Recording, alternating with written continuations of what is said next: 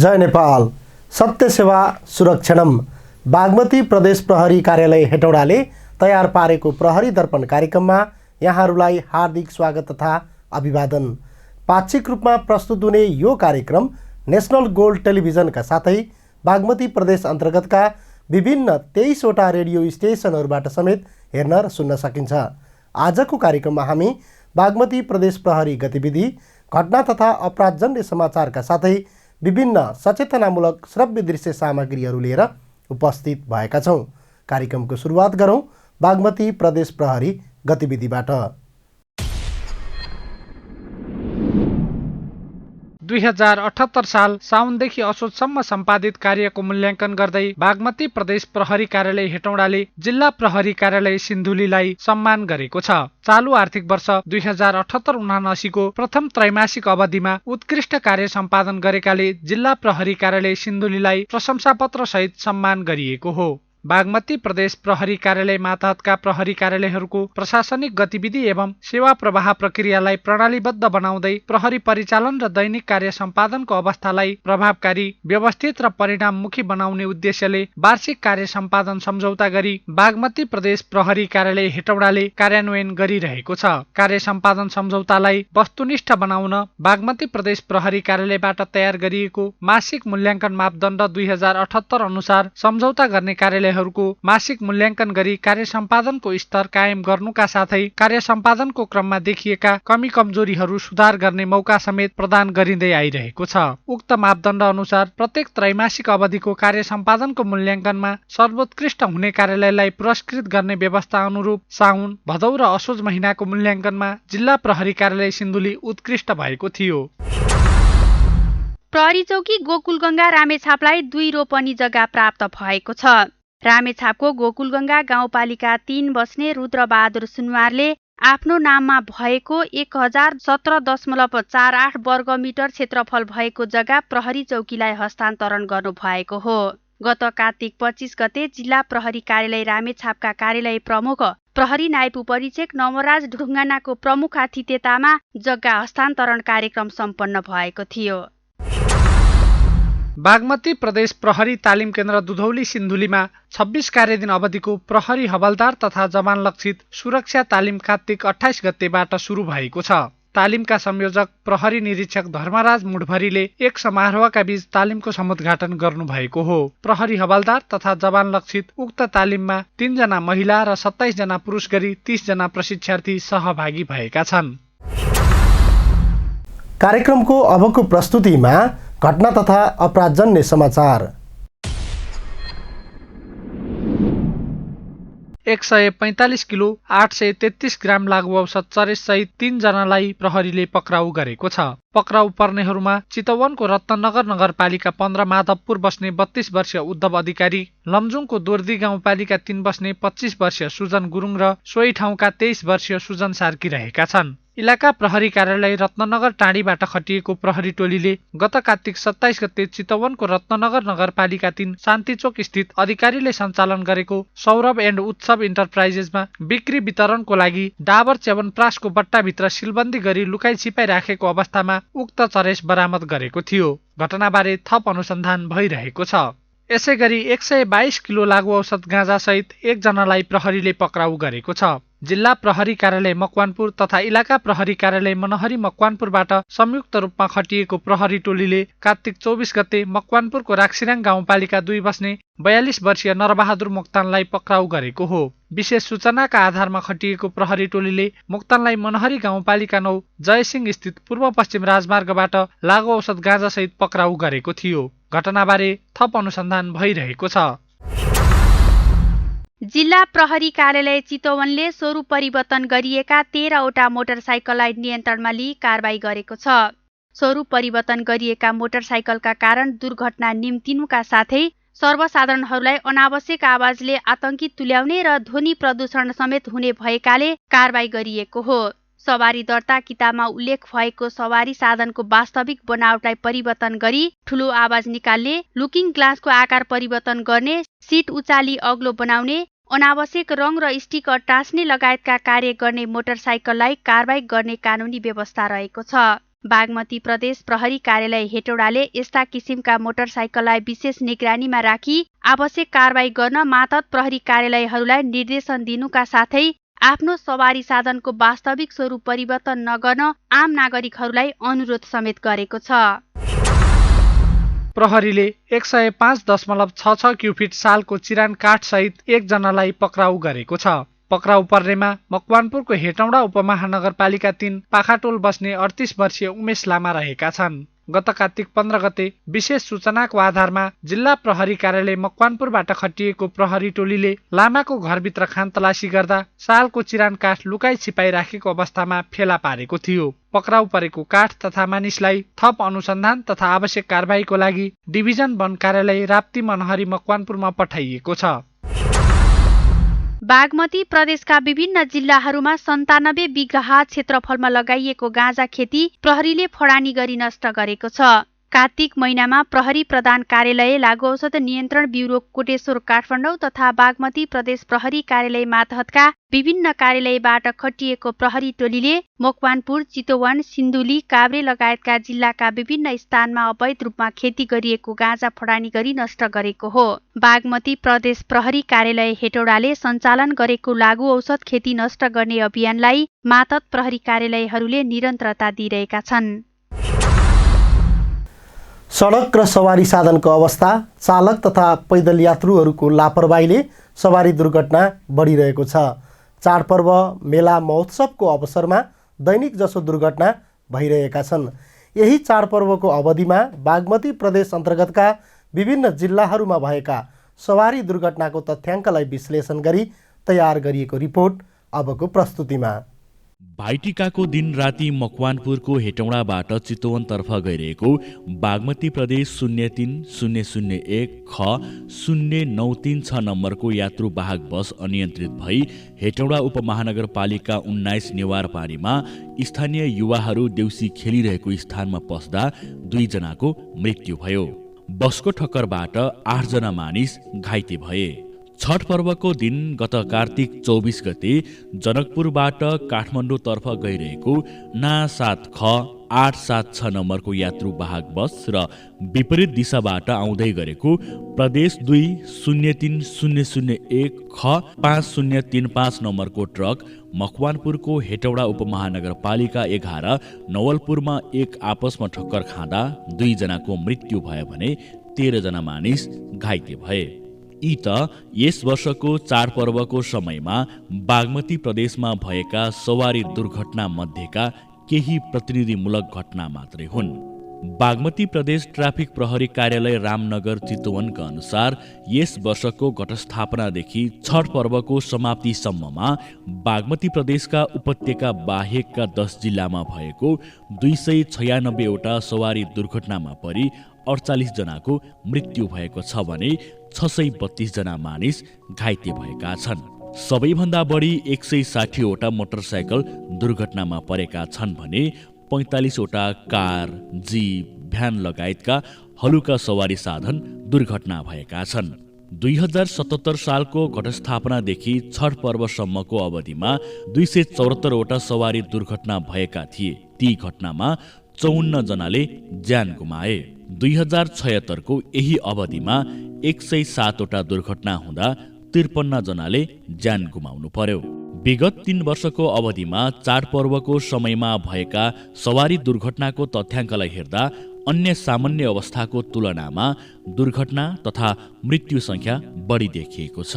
यस वर्ष भदौ महिनामा 173 वटा सवारी दुर्घटनामा परि 22 जनाको मृत्यु भएकोमा असोज महिनामा भने 241 सवारी दुर्घटनामा परि 36 जनाको मृत्यु भयो। यसै गरी कार्तिक 27 गतेसम्मको अवधिमा भएका 208 वटा दुर्घटनामा परि 35 जनाले ज्यान गुमाए। चाडपर्वको समयमा मानिसको आवत जावत बढी हुने भएकाले सवारी साधनको चाप पनि बढी हुने र कमजोर र साँघुरो सडक संरचना हुँदा चाडपर्वको समयमा दुर्घटना बढ्ने गरेको बागमती प्रदेश ट्राफिक प्रहरी कार्यालय रामनगर चितवनका प्रवक्ता प्रहरी नायब उपरीक्षक प्रकाश श्रीमाल बताउनुहुन्छ। दुर्घटनाको मुख्य कारण चाहिँ मानवीय कारण नै देखिन्छ। जस्तै त्यसमा चाहिँ के देखिन्छ भने चालकको नियन्त्रणभन्दा सवारी साधन भइरहँदा सवारी चालकको नियन्त्रणमा नै सवारी साधन नहुनु, त्यो कारणले कतिपय दुर्घटना भए देखिन्छन्। त्यो नियन्त्रणभन्दा बाहिर जानु भनेको चाहिँ तीव्र गतिमा हुनु। त्यस्तै चाहिँ कतिपय ठाउँमा सवारी साधनले आफ्नो लेन नै क्रस गरेर मानिसहरू भेला जम्मा भइरहेको, चाडबाडको समयमा साइडमा भेला जम्मा भइरहेको ठाउँमा पनि सवारी साधनले गएर चाहिँ दुर्घटना भनेको लेन अनुशासन पालन नगरेको। त्यस्तै कतिपय दुर्घटनाहरू अगाडि गइरहेको सवारी साधनले पछाडिबाट आएको सवारी साधनले पछाडिबाटै ठक्कर दिएको पनि देखिन्छ। त्यो भनेको पनि मानवीय लापरवाही अथवा चालकको लापरवाही कारण हो। र कतिपय चाहिँ सिटभन्दा सवारी साधनको सिट क्षमताभन्दा बढी यात्रुहरू सवारी साधनमा राखेको पनि देखिन्छ। मोबाइल फोनको प्रयोग गरेको पनि देखिन्छ। चाडपर्वका बेला मात्रै होइन, अन्य समयमा हुने सवारी दुर्घटनाको तथ्याङ्क हेर्ने हो भने पनि कहाली लाग्दो स्थिति देखिन्छ। विगत 2 वर्षको सवारी दुर्घटनाको तथ्याङ्कलाई हेर्दा प्रत्येक वर्ष औसत 370 जना भन्दा बढीको सवारी दुर्घटनाकै कारण ज्यान गइरहेको छ। बागमती प्रदेशका विभिन्न 10 जिल्लाहरूमा आर्थिक वर्ष 2077-78 मा भएको 1512 वटा सवारी दुर्घटनामा 349 जनाको मृत्यु भएको थियो भने 2076-77 मा भएको 793 वटा दुर्घटनामा 404 जनाको मृत्यु भएको थियो। चालु आर्थिक वर्षको हालसम्म भएका 840 वटा दुर्घटनामा परि 117 जनाको मृत्यु भइसकेको छ। यान्त्रिक, मानवीय, वातावरणीय र सडकको भौतिक अवस्था गरी सवारी दुर्घटनाका प्रमुख 4 वटा कारण हुन्छन्। यी कारणहरूमध्ये बागमती प्रदेशमा मानवीय कारणबाट अत्याधिक दुर्घटना भएको देखिन्छ। यसो त सडक पूर्वाधारको अभावका कारण पनि सवारी दुर्घटना भइरहेका छन्। बागमती प्रदेश प्रहरी कार्यालय र प्रदेश ट्राफिक प्रहरी कार्यालयले बढ्दो दुर्घटना रोकथाम तथा न्यूनीकरणका लागि वार्षिक कार्य योजना नै बनाई कार्यान्वयन गरिरहेका छन्।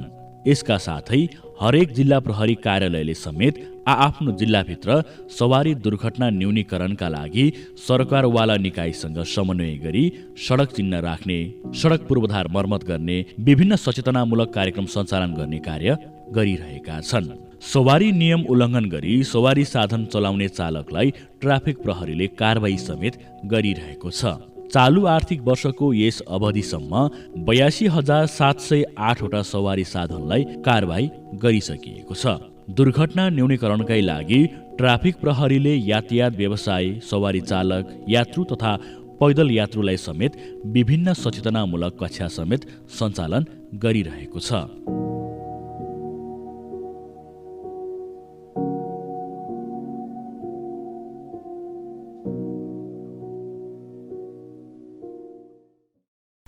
कार्यक्रममा अब एकैछिन विभिन्न सचेतनामूलक श्रव्य दृश्य सामग्री। मलाई पनि एउटा चकलेट दे न। मैले तँलाई अघि भर्खर दिएर पठाएको होइन? एउटा मात्रै दिएर हुन्छ? तैँले त यति धेरै खान्छेस् त। मैले लिएर आएको चकलेट मैले धेरै नखाएर तँलाई मात्रै दिनु त? नदिएर हुन्छ? खै दे दे। नछु मेरो चकलेट। They they. नचल न के तैँले लिएर आएको हो र मेरो चकलेट? ए ल ल ल, किन झगडा गरे तिमीहरू? योसँग यति धेरै चकलेट छ, मलाई दिँदै दिँदैन। यति धेरै चकलेट कहाँबाट पाइस्? एकजना दाइले दिनुभएको। दाइ? को दाइ? को दाइ? चिनेकै दाइ हो, हाम्रो घरमा आइरहनुहुन्थ्यो। नाम के हो त्यो दाइको? चिनिरहेको दाइ घरमा आइरहने, नाम थाहा छैन, अनि यत्रो चकलेट दिँदाखेरि के हो त्यसको उद्देश्य के हो?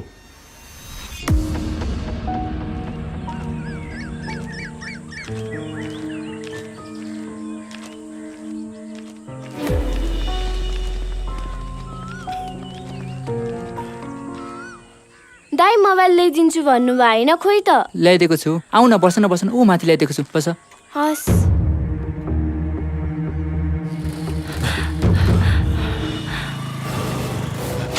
ए त्यो मोटरसाइकलमा गएको होइन? हो मोटरसाइकलमा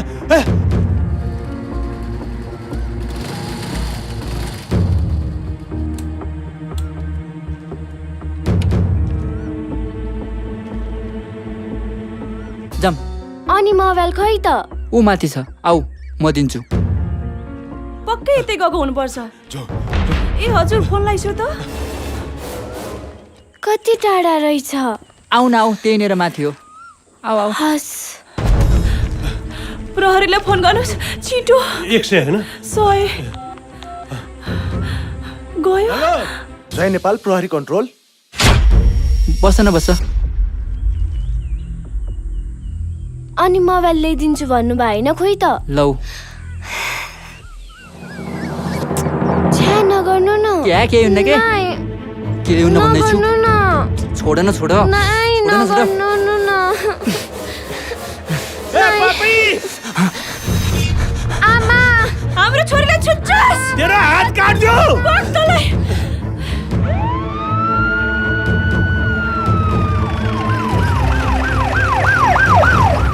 पापी पापी तलाई तलाई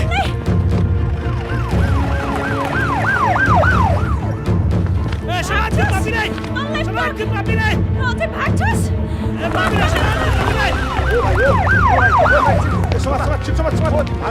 होइन दाइ, मैले केही पनि गरेको छैन। मोबाइलमा त दिएको। छोड्नु छोड्नु, मैले केही पनि गरेको छैन के। छोड्नु न प्लिज दाइ, प्लिज। तेरो कत्रो हिम्मत हो? अनि तपाईहरु प्रहरी कार्यालयमा आएर उजुरी दर्ता गराउनुस् है। परिपक्व नभएका बालबालिकाहरूलाई अपराधिक मनोवृत्ति भएका आफन्त र चिन्जान भएका व्यक्तिहरूले ललाई फकाई, बलात्कार र हत्या जस्ता जघन्य अपराध गर्न सक्छन्। त्यसैले आफ्ना बालबालिकाको सुरक्षाप्रति सबैले ध्यान दिउँ।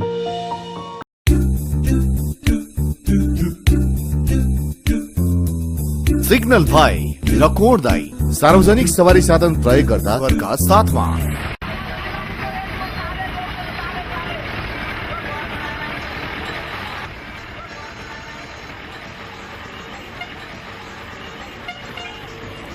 ल मेरो सामान त बसमै छुटेछ नि, अब के गर्ने होला?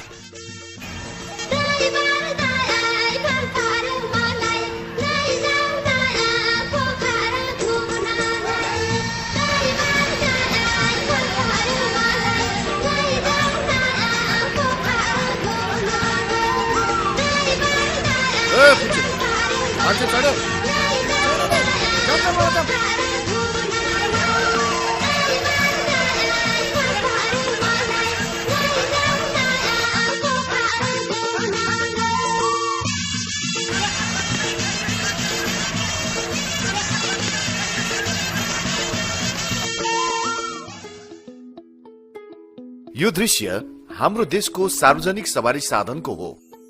यस्ता दृश्य कतिलाई त साधारण समेत लाग्ला। हजुर, झट्ट हेर्दा साधारण लाग्ने यस्ता दृश्यको परिणाम भने साधारण नहुन सक्छ। अब यो बसमा के हुन्छ त? अगाडि हेरौ न।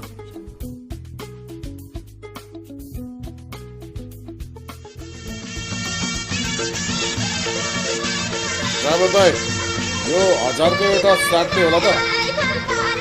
हजार ल्याउनुस् ल्याउनुस् न, एउटा पास गर्नुस् त। ओ फुच्चे, के भयो? घुडिरहेको बसबाट खसेर यात्रु घाइते। सवारी दुर्घटनामा 2 यात्रुको मृत्यु। धन्न, आज फेरि एउटा यस्तो दुर्घटनाको समाचार बन्न परेन तपाईहरू। तर सार्वजनिक सवारी साधन प्रयोग गर्ने क्रममा तपाई हामी यस्ता दुर्घटनाबाट बच्न कति सचेत छौं त? ट्राफिक दाइले भन्नुभए जस्तै तपाई हामी जानी जानी लापरवाहीवश या अनजानमै यसरी दुर्घटनाको मुखमा त अगाडि बढिरहेका छैनौं। ठीक भन्नुभयो सिग्नल भाइले।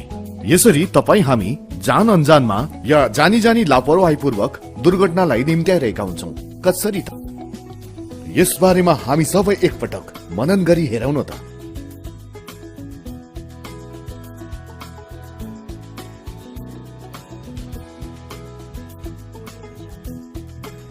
सार्वजनिक सवारी साधन प्रयोगकर्ताहरूले सबभन्दा पहिले ध्यान दिनुपर्ने कुरा हो बस बिसाउने। कोही हुनुहुन्छ? छिटो आउनुहोस् है। बाबु एकछिन पक। सार्वजनिक सवारी साधन प्रयोग गर्दा बस स्टपमा मात्रै चढ्ने र ओर्लने गर्नुपर्छ। गाडीबाट झर्दा गाडीमा कुनै सामान त छुटेन याद गर।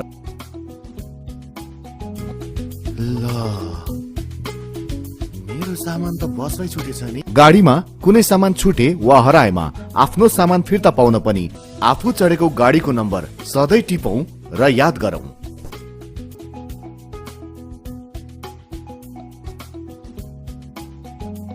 मालवाहक सवारी साधन र बढी भार बोकेको गाडीमा यात्रा नगरौं।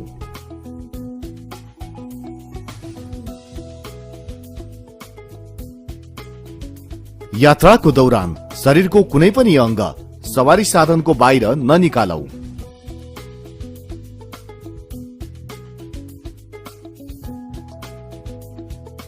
गुडिरहेको सवारी साधनमा चढ्ने वा ओर्लने नगरौं।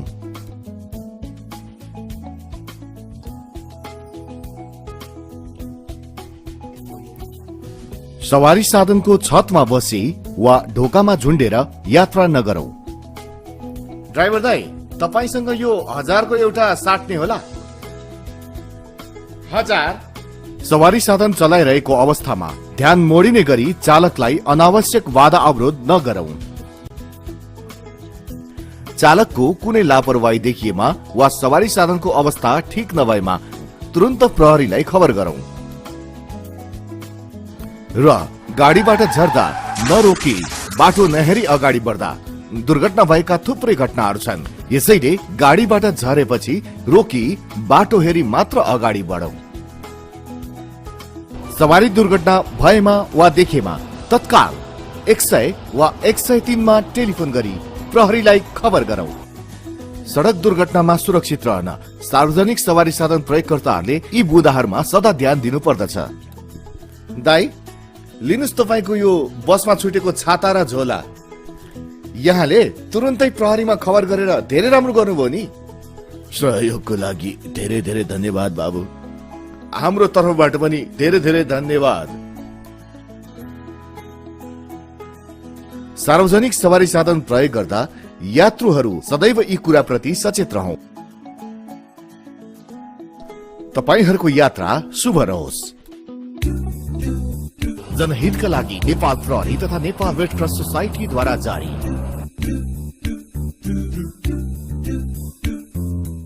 हवस् त, प्रहरी दर्पण कार्यक्रम आजलाई यति नै।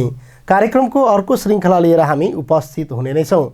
कार्यक्रमको सम्बन्धमा कुनै सल्लाह सुझाव र प्रतिक्रिया छन् भने हामीलाई बागमती प्रदेश प्रहरी कार्यालयको वेबसाइट, इमेल, टोल फ्री नम्बर, फेसबुक पेजका साथै हरेक स्थानीय तहमा राखिएका गुनासो सङ्कलन पेटीका मार्फत पनि व्यक्त गर्न सक्नुहुनेछ। तपाईले प्रहरी दर्पण कार्यक्रमका साथै हामीले तयार गरेका विभिन्न सचेतनामूलक श्रव्य दृश्य सामग्रीहरू हाम्रो युट्युब च्यानल प्रहरी दर्पणबाट पनि हेर्न सक्नुहुनेछ। जय नेपाल। नेपाली जन जनको मन मनमा नेपाल प्रहरी, नेपाल आमाको सच्चा पहरेदार नेपाल प्रहरी।